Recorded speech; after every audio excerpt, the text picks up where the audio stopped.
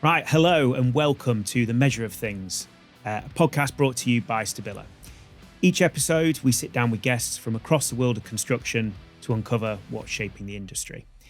In today's episode, we're diving into a world of time-worn textures, ancient techniques, and the modern challenges of working in historical buildings. So today, I'm joined by Rachel Wragg, aka the Ginger Mason, who is a stonemason from Lincoln Cathedral, one of the UK's most iconic Gothic buildings with nearly 1,000 years of history embedded into every block, apart from the ones that you've replaced. Also, a fellow history super nerd, and somebody who's going to be able to give us a hands-on perspective of what it means to apply traditional craftsmanship to old structures in a modern world. What Sound a good? lovely intro. Well researched. Thank you very much. I just read it from my script. Well done. We'll start, Rachel, before we sort of get into Lincoln Cathedral, really keen to get a bit more of an understanding of how you got involved with the trade in the first place. Yeah, is this the old, how do you become a stonemason question? It's Yeah. not that exciting. I feel like when you tell people you're a stonemason, people conjure up all these like images of it's so romantic and you're chiseling away at gargoyles and it's very like Hunchback of Notre Dame, like the bells. And you're going to ruin that all now. Yeah, no, saw an apprenticeship, applied for it, got it.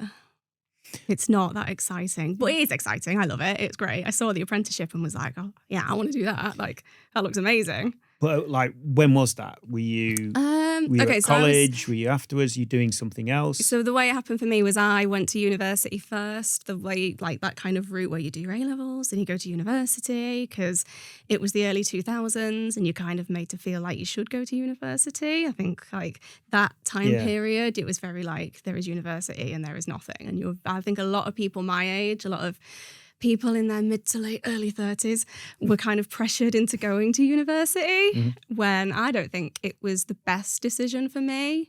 Just because I could doesn't mean I should have.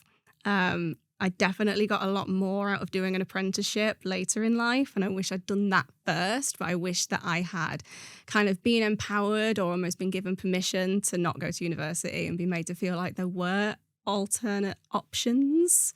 I think it's a bit better now. I'd like to think it's a bit better now and that kids, kind of young adults that are kind of finishing school are given the option of you don't have to stay in academia. You can also learn a trade. You can also get an apprenticeship. Like, that would be great. I think there's still a stigma there for them that you have to go to university, but I know there's a lot of work going into changing that, and we've got another episode where we're focusing in on how that's going in that journey. Yeah. What did you study at university? I did fine art.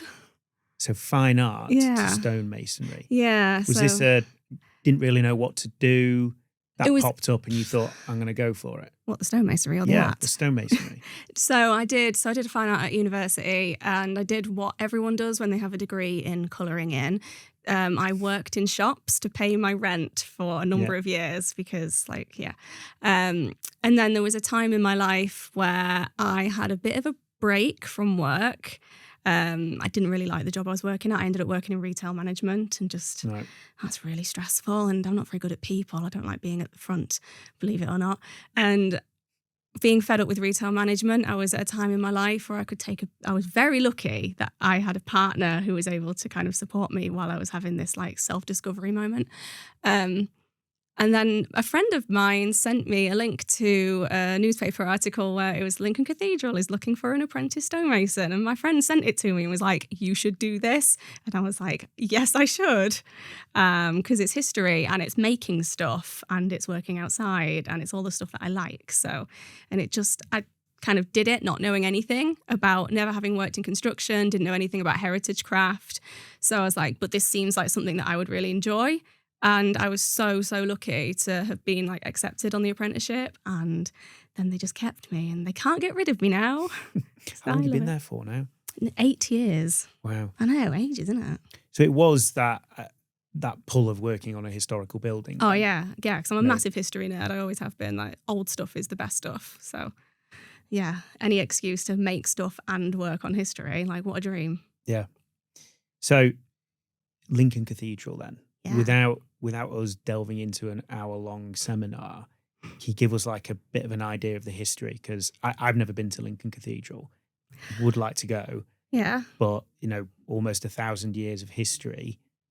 Oh, did you see on my little face lit up then? Yeah, I did. Well, yeah. the Cathedral of Lincoln was started in 1072 after a writ from William the Conqueror was given to the Bishop Remigius. I can go on for like 2 hours about this. Do you do the tours? Yeah, I famously will give people tours of, like, if pushed, but my tour guide style is a Crystal Maze era Richard O'Brien, so it's fast and shouty, and if you fall behind, you stay behind. It lasts about 3 hours. But yeah, no, so Lincoln is, it was started in 1072. I say started, people are always like, when was it built? But like with a lot of big Gothic structures, it was started in 1072. It was added to in the 13th century, in the 14th century, in the 15th century, and Christopher Wren got his hands on it for a bit, and we're still adding stuff today. So they are kind of, when you look at these big Gothic like monuments, it's very easy to think that it was built and then it's just there.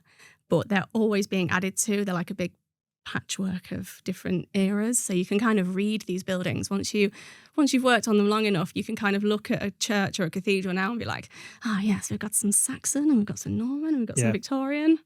It's not from a particular era, it's from every era, really. Yeah. And so you work full time there. Yes.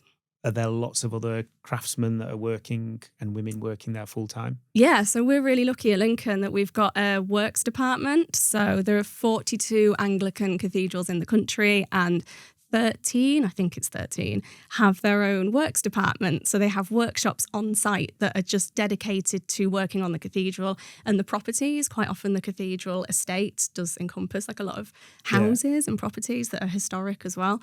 We have a works department. It's like Hogwarts for history nerds. We all have our own little areas. We've got the glazers up in the Glass Palace. We've got the joiners over there and the masons over here and the lead worker down there. And it's kind of, everyone has their own little area in our little workshop complex. Lots of cathedrals, 13 cathedrals have got works departments. And is there a pecking order in the works department? The stonemasons top of the pile. We like to think there is. There's a lot of stonework. There's a lot of stone, yeah. I think everyone thinks that they're the most important. Which is probably how it should be, yeah. So is working in that type of environment something that's just been added on over centuries? There's got to be some major challenges, I guess, in trying to maintain that building. What are some of the biggest challenges you have to face? Oh my gosh, what a question. I think at the moment the challenges in terms of like working on a historic building, especially at Lincoln, and I think this is like typical of a lot of medieval buildings and the works that people are doing on them. Obviously there's a lot of like conservation ethics about maintaining original fabric. There's always that balance between, you want to maintain the medieval stuff. If the medieval stuff is so damaged, you have to replace it. Then how do you sympathetically replace it? What are the ethics around that? Do you want it to be obviously new so people can tell it's not original? Do you want to blend it into the originals? But then in 50 to 100 years' time, they're not going to know what's original and what's new. It's all those kind of ethics. And then also fixing the interventions of previous generations. So 90%, like so much of our work is just fixing what the Victorians did. Oh man, the Victorians have got a lot to answer for. Seen some of your videos with that. Is it like the cement? The cement, yeah, it's really bad for the stone. Yeah, some horrible person invented Portland cement in the 1800s. Yeah, and it was like a new wonder material, a bit like plastic in the 50s, where they're like, "Oh, this is amazing. We must make everything out of plastic," and now we're feeling the effects of that. The Victorians invented this Portland cement, which you can mix it quick. It's cheap. It dries so hard. It's like the hardest drying thing. And they thought, well, harder is better, harder is stronger. So we will just fill the buildings with Portland cement, really like lock it all in. Not considering like moisture. I'm going to get really technical now. I'm so sorry. Go for it. Considering all like moisture, ingress and egress, movement and flexibility. Like it's a stone structure, but it needs to breathe. Like that's how it works. That's how it operates. We should have soft mortar. The mortar is the sacrificial element. And if you replace that soft mortar with something that doesn't allow water in and out, that is so hard and brittle, then that water is going to come out through the stones and the stones are going to shatter. And that is most of our work, it's just grinding out this like solid cement and putting hot lime mortar back in. And stones that have just shattered because of the cement, having to put new ones in. So how do you go about, I guess, think about what materials you use then, because this is where I guess you've got to apply modern materials to historical building and the understanding that you've got there of what does and doesn't work. Yeah. Victorians obviously got it very, very wrong, but there would have been some method to their madness in their minds. They thought they were doing the best thing at the time, which is, I think, any generation that works in that way, you always try and do what you think is the best at the time. But then obviously hindsight's a beautiful thing, and like years worth of like realizing the long-term effects of things. They just didn't know what the long-term effects were. But it's not so much using historic materials or using modern materials. It's about using historic materials in a modern way. So using modern technologies, but using historic materials. Does that make sense? That was a bit around the houses, wasn't it? Yeah, no, it makes sense. So we are replacing the Victorian cement with a traditional medieval like mortar, quicklime, hot lime, which is what, I mean, the Egyptians and the Romans, they all used it. It was used for thousands of years until cement happened. So we're using that, but we have modern ways of using it now. We've got modern mixers, and like even so, like you say, you've watched like some of my Instagram recently. I've been doing all the setting out, so the drawing and the measuring up for like. Did you like that segue into measuring up? Yeah, well done, thank you. I've been doing the drawing and measuring up for all the new stone replacements recently, and the way I do it, or the way we do it, is the traditional medieval way. Everything's drawn to scale, like on. They would have done it on the floor, but we have a massive table that I have to stand on now. Ideally, it would be on the floor. But everything's drawn to scale on these huge sheets. You're walking around, you're using squares and compasses. But if I need to find, like last week, I had to find the angle of the top of a buttress over a very long distance, which traditionally you're using plumb bobs, you're doing Pythagoras. I don't need to do that anymore because I have my handy-dandy Stabila level that just goes pop, 75 degrees. Well done. It's like took me about a minute to find the angle, whereas it might have taken me like all day just fannying around with boards and plumb bobs and Pythagoras and like calculating the height, calculating the angle, calculating the rise, like all of that stuff. Like now it's just bosh, 75 degrees. Do you try and use like traditional tools as well? So that's like a really good example of how a modern tool helps save you a huge amount of time versus traditional methods. But are you using like traditional tools as well to try and get some authenticity? Yeah, always. So when we're working in the workshop, carving, everything's carved by hand. So no grinders or anything in our workshop. So, because you want it to look like it's handmade, like that's kind of the point. Like it's off the chisel, it's handmade, it's got to look authentic. So, we're using like mallets and chisels. When I'm setting out, some of my setting out tools, my calipers and squares are Victorian. I've got some 18th century setting out kit. I've got some Victorian chisels. You're actually using day to day? Yeah. Cool. Because why not? They're really well made. They last. Yeah. And a lot of people you buy, especially in masonry, like you buy your kit, you look after it, you make it last, you pass it down to the next generation. I've been really lucky that some older masons have passed down some tools to me. So that's what they trained with and they use and they pass it down to me. Now I'm using and I'll pass it down to the next generation.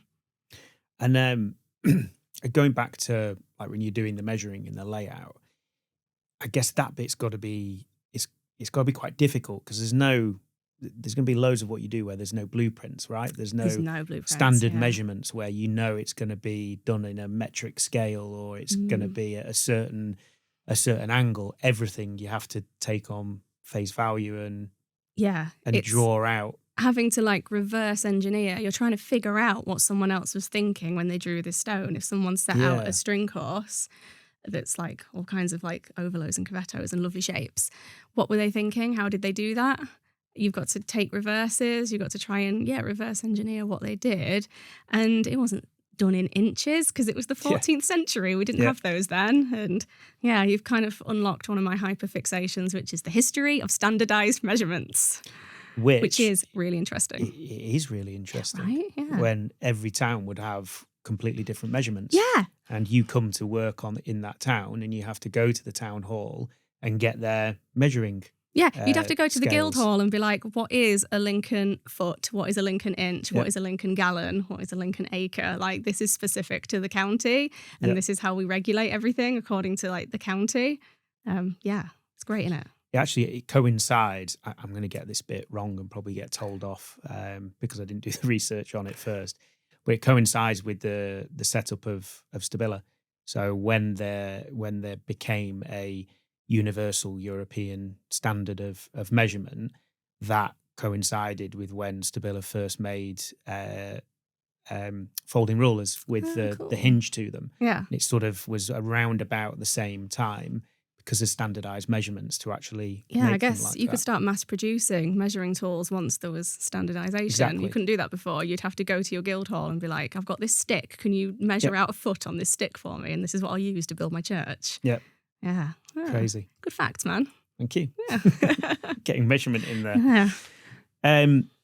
So I'm interested as well you're really into history. Yeah. That's partly why you wanted to go and be working at Lincoln Cathedral. But I guess a lot of the work you're doing, you've got to do a lot of research around it, right? Like before you go and do some restoration in a particular area or of a particular design, you're doing a lot of research about that, aren't you? So you know how it needs to look and what era it's from. We're quite spoilt, I think, because I work on quite a big building. If I was kind of self-employed heritage mason working on parish churches, I would have to take on a lot more roles in terms of like research and permissions and ethics and all this kind of stuff. And we're quite spoilt at the cathedral that we have people and that's their job. So we have a fantastic cathedral architect and we have a cathedral archaeologist and we have a cathedral geologist and we have a head of conservation, and that's like they do all the thinking and then they tell me what to do and I just follow the instructions. But it is quite nice. Like this week I going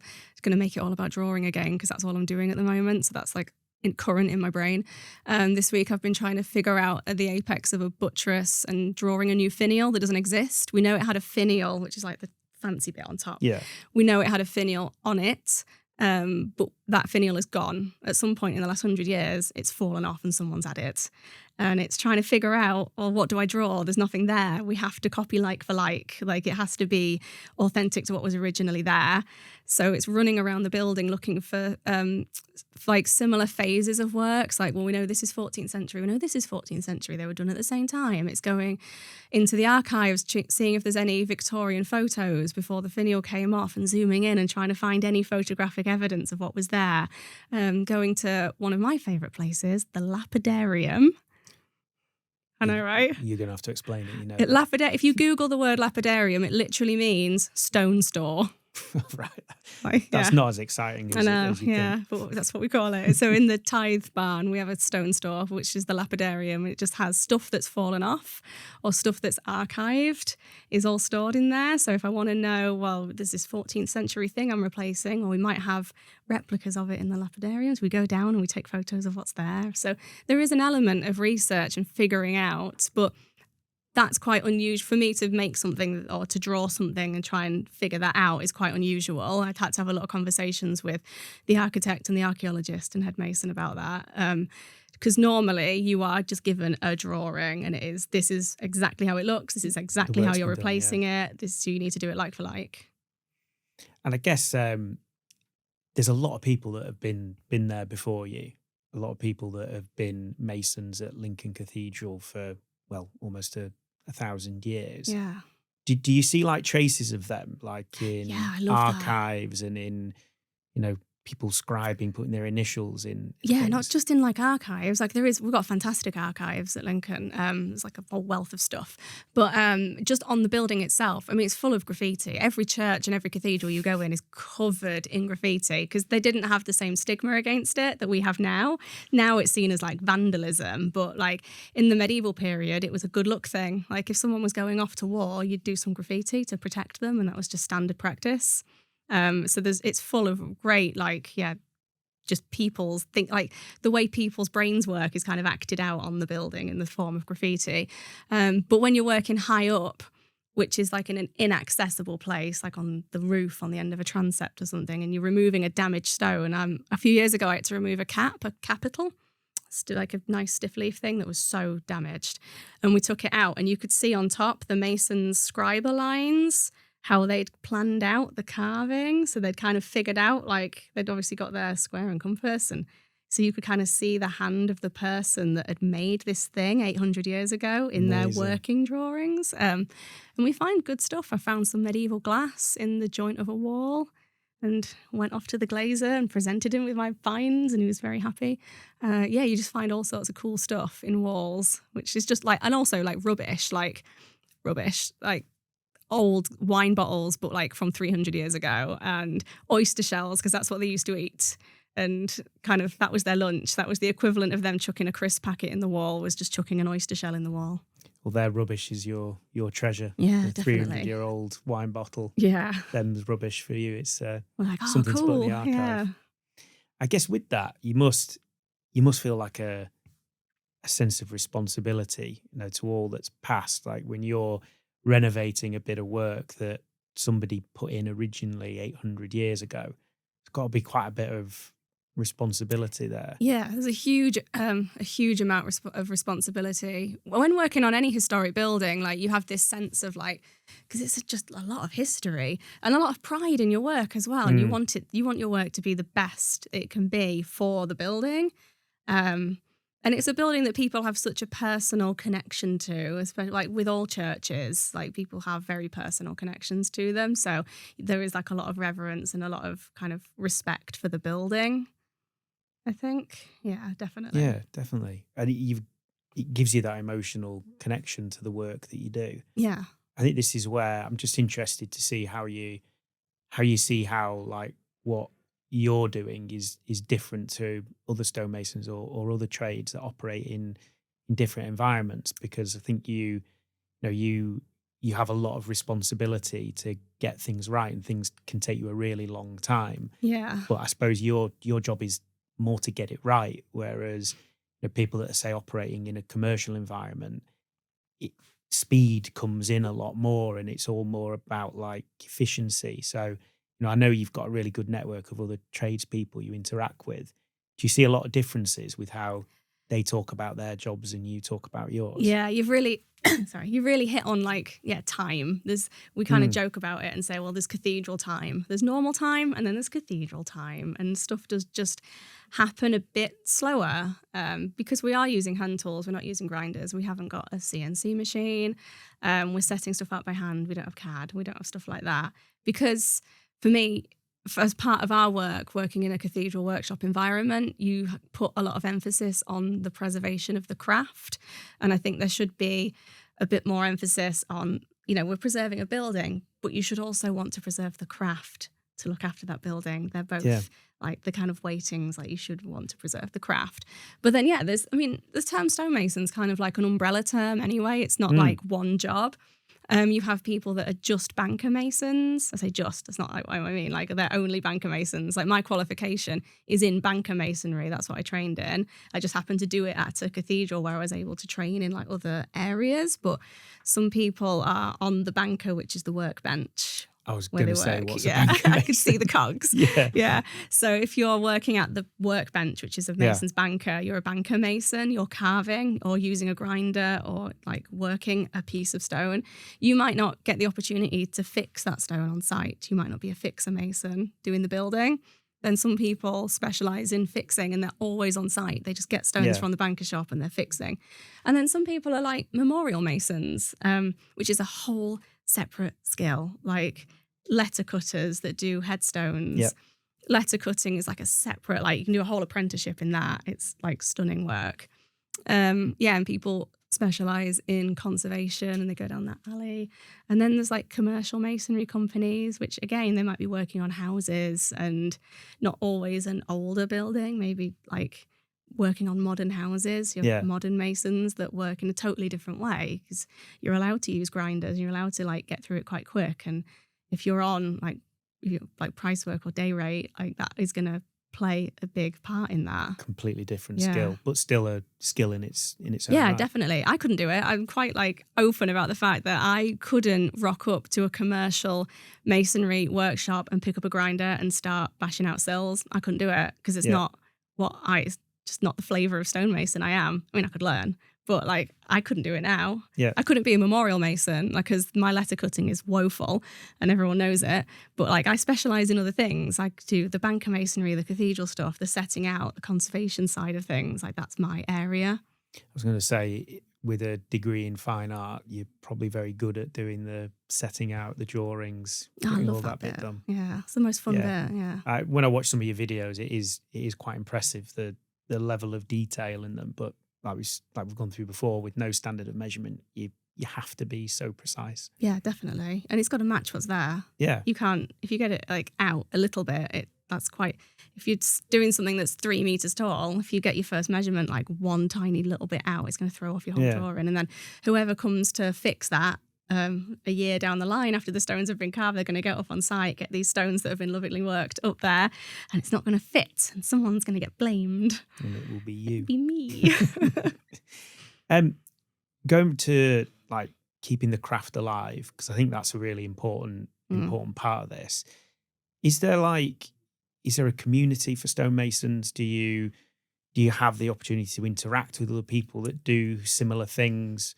You know, like we've had one of our podcasts around like digital communities and how important they are in bringing trades together and skills and training. Does that exist for you guys? There is a little bit, to a certain extent. We have, there is a Facebook page called the Stonemasons Guild that's been going forever. That has a lot of people on it, but I don't really do Facebook so much anymore. Instagram's been really great. I think like in the past, a lot of like heritage masonry and cathedral workshops have been very like in their own little bubble. It's really easy when you're just working on one building in one workshop. You have your own little world and it's a bubble and the whole rest of the world doesn't exist. So Instagram's been great because as a kind of the next generation of trainees have been coming through, social media is so big that you can't not have an Instagram. If like a lot of people just have them now. And so like all the time, like other heritage crafts people are starting Instagram accounts and you get to see what other people are doing. And it's quite good for like being nosy and being like, oh, what are they doing at that cathedral? And what are they doing at that church? And seeing how everyone works. And that's kind of opened it up quite a lot. So you start talking to masons at other cathedrals. And it's great because like now, if we're doing something at work that's maybe like a new type of fixing. Maybe I'm fixing a stone and I'm a bit unsure like the best way to do that.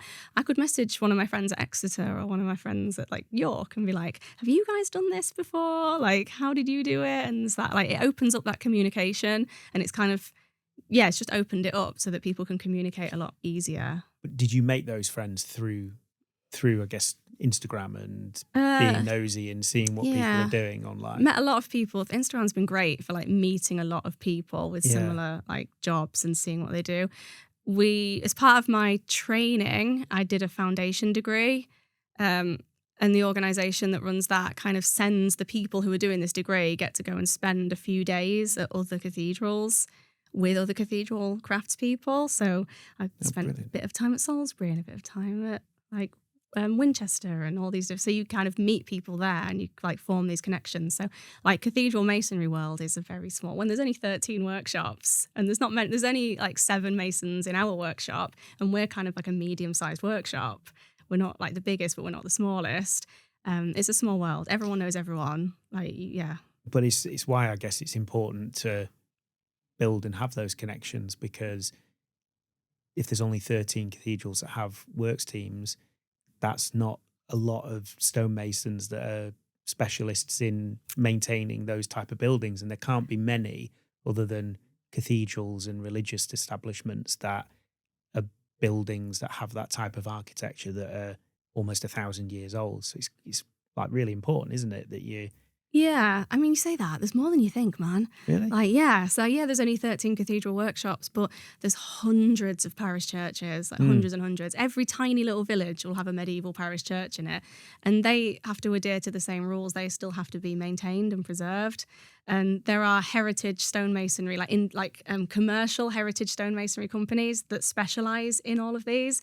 So if I wasn't working at a cathedral workshop, I might be working for a heritage masonry company. And I think once you realise once you kind of get into that world, you realise, there's loads of us. There's lots around. There's lots of churches with leaking roofs that need fixing. And in the same similar way that have the same type of challenges. Yeah. Just not works teams. It's So we're very very Heritage lucky, stonemasonry. to have a dedicated team. Whereas, there might just be companies that specialize in churches, and they're having the same, going through the same processes. So how, like you talked a little bit earlier about trainees coming through.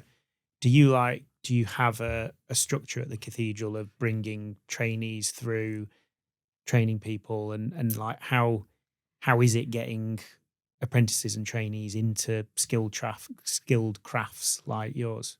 We do, we take on apprentices at Lincoln. Some cathedrals are able to take on more apprentices. Some take them on quite sporadically. At Lincoln, we've taken on, but we don't take one on every year or even every 3 years. We have them quite spread out. It's a funding situation. So it's, I don't know, how much am I allowed to talk about? I'm allowed to talk about stuff. We are, we're a charity. All cathedrals are registered charities. Okay. So they don't get, I think a lot of stick that I get online is the taxpayers' money is being spent on this. It's not. Sorry guys, it's not. Yeah, I didn't know that. It's all through charitable donations. So the cathedral has to fundraise all the money it needs to pay its staff and to pay for the upkeep of the fabric of the building. So each individual cathedral is responsible for paying for its own maintenance. So that's why they have concerts and admission prices. It's not To just raise money. Yeah, and that's not going into the church's pocket. That's going into the maintaining of the fabric and the maintaining of the building. So if we don't have people visiting the buildings and coming to concerts and coming to the events and donating and charitable donations, then we can't take care of the building, which is crazy. So it's going back to what you're saying, taking on apprentices. It'd be amazing to take on an apprentice every year and to be able to have this big workshop and passing on these crafts, having a structure for that. But if we can't afford it, we can't do it. So we have got an apprentice at the moment, though. Will colleges run courses specifically around historical restoration work? So for masonry, I think there are only 3 colleges left that do the banker masonry course. It's usually an MVQ level 3 in banker masonry, which if you're going to do an apprenticeship in masonry, you're going to get put through your MVQ level 3 in banker masonry, which is what I did. And I did it at York. So there's a great college, a really good college at York that does the banker masonry 3-year NVQ. Bath, I think, is still going. There's one in London. I might have missed one. There might be 4. But that's it in the whole country. So if you're going to get an apprenticeship at, if you're going to get an apprenticeship at Lincoln, every few weeks you're going to get sent to York College to do your training there, like a block release thing. So our apprentice, Cameron, will go to York. Just go all the way down to York. Yeah, for 2 weeks at a time out of every couple of months. And then that will be his training and his official kind of ticket, his MVQ. But then he'll be at work with us the rest of the time, getting his site training. I mean, is there a path though if you do a more standard generic construction type course at college to start to specialize as you go through? I'm just thinking about how you get that, how you keep that craft alive, not just stonemasonry, but the joiners that you've got, the glazers at the cathedral, they're so specialist. Yeah. So when I did it, it was on my course when I did the MVQ, the block release thing at York, there was such a mixture. So there was 3 other people on my course that were cathedral masons and they'd come from cathedral workshops. But then there were commercial masons. There was one lad that was going to work for a memorial masonry company, but we all had to do the same course. So it's quite a weird situation where it's half of this class are going to go off and work on churches and cathedrals. A couple are going to be making headstones. A couple are going to be working on new builds, but it's still the one course. I think they've changed it since I have been to college. I think there is a heritage pathway now, but it's kind of still within the same course. There is an organisation called the CWF, which is the Cathedral Workshop Fellowship, which is the organisation I did my foundation degree with. And they take people that have started their traineeship. So they take people that are maybe 1 year into college, they're 1 year into their banker masonry course, and they help fund them onto cathedral traineeships. So they will provide them with the opportunity to go to say Lichfield or York or Lincoln or Salisbury to continue their traineeship and to finish their NVQ, but at a cathedral. So there is a drive to try and get people into the cathedral pathway and into the heritage sector. But people come through all sorts of different pathways. You can do your banker masonry or start as a commercial mason and think, I just want to work on churches. So you kind of find heritage companies and you kind of learn on the job. Some people really enjoy conservation, which is a whole separate degree. So we have stone conservators at Lincoln, and that is a separate profession. They went to university and did conservation specifically at university, and it's a bit more academic. I was going to say, how would the conservation bit be different? So the stonemasons are replacing the stones. We're carving, Yeah. we're working on our banker, and we're like making the stone elements that make up the building, and we're doing the setting out. Conservation, you are conserving, you're preserving what's already there. Right. Okay. So we have stone conservators that will do fancy things with grouts and chemicals To and like, protect inject it and things keep and it there, yeah. using lasers to clean things, and it's all very like scientific and technical and way over my head. But some people love all of that and they specialize in that, and they end up going down the stone conservation route. So the preserving and cleaning and like restoring side of it. So I guess that must work with you guys as well, doesn't it? You do the carving, you do the replacement of it. Yeah. Then there's people that are there doing the conservation. Yeah. And is there like, are you seeing more modern techniques and modern technology coming into how that works? You see things like 3D modeling that people are using on different sites now, or you talked about like lasers and different chemicals to reduce the impact of the climate on the buildings. There's some great like modern technology. Like I said earlier, we use traditional materials, but we use modern technology. So there are these amazing laser cleaners that'll just fire all the dirt off and doesn't affect the stone at all. That is amazing. So there's a lot of people using laser cleaners and different, without getting too technical, there's different like abrasive cleaners that are like these fancy machines that you need training to use, and some chemicals for holding the stone together to try and preserve it for another 100 years, just like keep it going for another 100 years. Yeah, and things like shelter coating and that kind of thing. Consolidating, they call it consolidating the stone. 3D scanners and stuff. Oh, I think I would love to have one.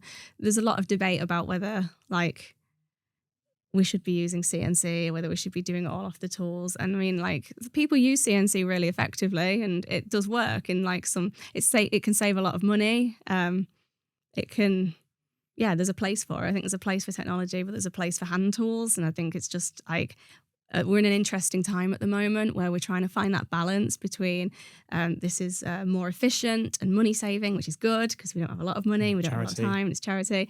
So if we find these the technology that will help us work more efficiently, but then at the same time, how do we maintain that, like the history and the authenticity and the heritage of the craft, and how do we preserve that? So that it's quite an interesting time at the moment where people are having these conversations and trying to find the right balance. I suppose it's similarities with the discussion we had about Victorians, isn't it? That you don't want to rush into new technologies on very old buildings until you know that it's right and you can preserve the integrity of the building that you're working on at the same time as working more efficiently. Yeah, you need to know like the longevity. We're not building like a house that we only expect to be up for 20 years. We're building something that's been up for 1,000 years. We want it to be there for another 1,000 years. So if we're putting something on the building, and if that's a modern material, if it's a chemical or a modern, a different type of stone, even if we start using a different type of stone, how is that going to weather? How is it going to age? How's it going to look in 100 years? Is it going to change colour? So there's a lot of those kind of conversations. And we have an amazing cathedral geologist who does lots of tests on stones, and he drills lots of holes in the ground, and he's really interesting. He actually does sound quite interesting. Yeah, he's really cool. Say with a smile on your face, I'd like to. Yeah, he comes in and shows us his fossils and talks to us about stone, and I think it's really cool. So talking about finds, you've been there for 8 years. Mm-hmm. What's been like the most exciting find? Because I'm thinking these type of old buildings, I'm thinking like Princes in the Tower found underneath one of the stone steps. What's the best thing that's been found while you've been there? Yeah, okay. Let's do this. So what I don't put on my Instagram, because I think there's an ethics around it, is you do find human remains. That's just a fact. Like usually if we're doing slabbing work in the cathedral. So you do find human remains, and that's quite like, oh wow, there's a person under here, which makes sense because it's a church and that's where they put them. You find them a lot. In Lincoln especially, they redid the floor. I'm going to get this date wrong and I'm going to get told off, but it was like the 17th or 18th century or something, like kind of early modern period. Let's call it early modern period because that spans. Good save. Yeah. They redid the floor. They rearranged all of the slabs, all the ledger stones. They thought, this is a bit like messy. We'll lift all these ledger stones and put them in a nice neat line. But then the bones that were in there were kind of just messed around with. So there isn't a very good record really of like who's who and what's where, but there are hundreds in any church, in any cathedral, there's hundreds of human remains under the floor. So you have to be mindful of that and like respectful as well, because that's where they were laid to rest. So you have to be quite respectful of that. In terms of non-human remains, let's get off this subject. I found, we've seen a couple of witches' bottles, which is pretty exciting. Medieval glass, loads of animal remains. What's a witch's bottle? Oh, this is really good. Okay, so a witch's bottle is an apotropaic item that was really popular in the early modern period. It's a bottle that contains things like nails, hair, sometimes human urine. They'd seal it up and they'd put it usually in the fireplace because that was like the darkest place in the house, and it was also an entry and exit point that they weren't able to close.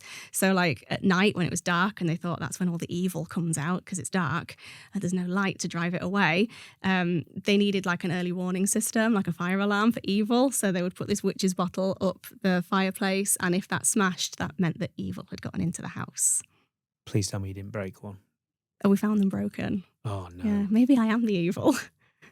I wouldn't Maybe want to it touch worked. something like that. You think you're cursing yourself. I thought it's really interesting, but it's what they thought worked at the time. They were like, we need to prevent evil, or we need like to be told when evil has entered the house, because it was a very superstitious time to be alive. And I know it's been on your Instagram a couple of times, but you tell the story of the tennis ball. Oh, yeah. 'Cause I like that. I think The it's a nice famous story. tennis ball, yeah. And I want to say it was like turn of the century, like 1905, 1910, that kind of time, that kind of very early, pre-First World War. There was a young man who I've been told was called Gilbert, but you never know because there's all these like, facts. Don't let facts get in the way of a good story. Yeah, that get like perpetuated over the years. But yeah, there was a young lad who was bouncing a tennis ball off the side of what is the Galilee porch, so on the south side of the cathedral. And he was bouncing the tennis ball off the wall, which was very good of him. And it got stuck in between a roll mould. There's some really deep roll moulds in the voussoirs that make up one of the arches, and it just got like wedged in there. And it was just been left and it's still there. But it's covered in pollution now, so it's black. So when you see like on stone all that like black crust that's like solid pollution, it's been like polluted over. Is that a conscious decision not to move it as well, because it becomes part of the history I and the think story? so, Or yeah. you just not had the opportunity to take No, it out? it was before I started there, so I'm kind of paraphrasing a bit here. But before I started working at the cathedral, there was a scheme of works, there was a scaffold up there, and I have heard from someone that they were kind of told to leave it there because that's part of the history of the building, which I think is really cool because you're always adding to the story of these buildings. That's the thing with heritage craft. Like the buildings are never finished. Even when you're doing conservation work and restoration work, like you're just adding to its story, and that story's been going for 1,000 years and it'll keep going. I think that the best part of those buildings, those little stories, even that of a weathered, mouldy tennis ball is part of the fabric. It's part of the story of the building then. Well, it gives like humanity to it. Yeah. It's the human element. I think people look at historic buildings and they think that's just where we bury the kings. Like it's where like kind of faceless names of like kings and queens and princes are like buried, and it's very like separate from us and the way we live, and it's very kind of other. When you see like a piece of graffiti or like a tennis ball, or when you find like oyster shells, that's the human element of the building, because you can relate to that. Like they were eating on the job and putting the rubbish in the building. They were bouncing a tennis ball. It gives it a humanity. Yeah, it's nice. We're coming towards the end. And I'd normally get into some quick fire questions, but before, I said this to you before, I will allow one super history nerdy question. Okay, yeah, let's go. Because I am actually quite interested. If you could be born again in any historical era, which would you pick? Don't do And I know you said before you wanted at least 10 options. Yeah. You only allowed one. Oh, okay. Right. So I mean, obviously my initial thoughts are I would like to go back to 1070, not 1072 because they wouldn't have built it yet. Maybe like when Bishop Alexander was sticking all of his like cool Gothic stuff on Lincoln Cathedral, and there was like a huge scheme of works, like the tower fell down, there was a whole thing, and they did like this big Gothic like scheme of works. I'd like to have been around just to see how they did it, how busy it was. It would have been like a whole city of craftspeople just working solely on this building, and like the noise and the smells and like how it would have operated. So I really would like to see that just for like my own curiosity. But also at the same time, and this is completely off topic, because I collect 1940s clothing, I'd quite like to go back to 1970s America when you could get the 1940s clothing in thrift stores for like $1. That's so specific. Yeah, I've thought a lot about this. So you would like to be in the 1970s so you could buy 1940s clothes cheap. Yeah, that's when they were chucking them out. Right. I have friends that have been collecting forever, and they used to go to New York in the 70s and get like 1940s dresses for like 10 cents. So in the back of my mind, I'm like, oh, what a time to be alive. Here we go. Yeah. Of all the times for you to pick. Yeah. I'm a little bit disappointed. Sorry, mate. 2 quick fire questions I've got for you then. Okay. What's your favourite tool? Favourite fixing tool, Thor hammer, buffalo hide. Favourite setting out tool, Stabila angle. You don't have Do I have to say that? No, you don't. Okay, cool, right. Is my great uncle's setting out. He was a draftsman. My great uncle, who passed away last year, was a draftsman, and I've inherited his drafting set, and it's got his name on it. So every time I use that, it feels really special. I do really like the angle thing, though. The angle thing's amazing. That's like saved me a lot of time. Well done. I think the draftsman's kit. But the draftsman's kit is like personally like my favourite. And then my favourite, I do have a favourite chisel. My favourite chisel is it's like a Boaster, but it's had like some notches put in. So it's like a claw, but it's not like a normal claw. It's like a Boaster kind of claw. And it was made by a toolsmith called JP, and he doesn't make them anymore. And when that chisel dies, I am going to be heartbroken because it is my favourite chisel and I use it all the time. So do they not make that though? He went out of business and he doesn't make them anymore. And I'm very upset about it because one day that chisel will die and then my work is going to get 20% worse because I need that chisel. It sounds like you got a business idea as well. Yeah, I need someone to start making these chisels. Ginger Mason chisels. That's way out of my skill set. And the last question, quick fire one. What's the one thing you wish everybody knew about your job? Oh, you don't have to be that strong. Everyone always says that to me, but you have to be really strong. You know, that's why big, strong men do it, because stones are really heavy.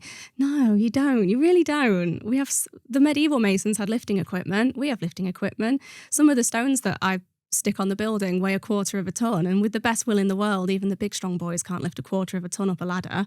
Like, there's always been lifting equipment. There always will be lifting equipment. You don't get extra points for hurting yourself. You don't need to be that strong. That's my public service announcement.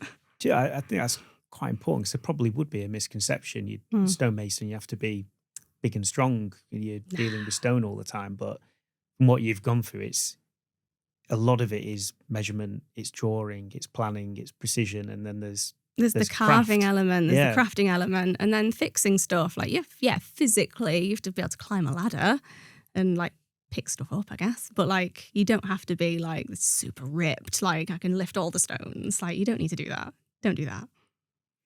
Amazing. Right. I think that's probably all we've got time for today. So, Rachel, that was amazing. Thank you so much. Thank you for having me. This has been very nice. Thank you for joining us. You've driven all the way here from wherever you... Like the East Coast. From the East Coast. Yeah, I live in the armpit of the country. Yeah, you said that a few times. It's really hard to get anywhere. Well, thank you for coming. Honestly, it was an amazing conversation. And thank you as well for the work that you do. Hopefully what we're trying to do is shine a light on the craft that goes into it, and hopefully try and encourage more people to take up those crafts, because it's so important to keep the fabric of these buildings alive. And I didn't know they were charities. So again, it highlights just how important it is to support it. If you don't want to retrain to be a craftsperson, then visit historic buildings and support them that way. Like, we need to support our historic fabric because it's so important. Absolutely. And thank you everybody for listening. Subscribe now and follow along wherever you listen to your podcasts. You can listen and follow The Measure of Things on Spotify, YouTube and Apple Podcasts, and join the conversation on Instagram at @Stabila_UK.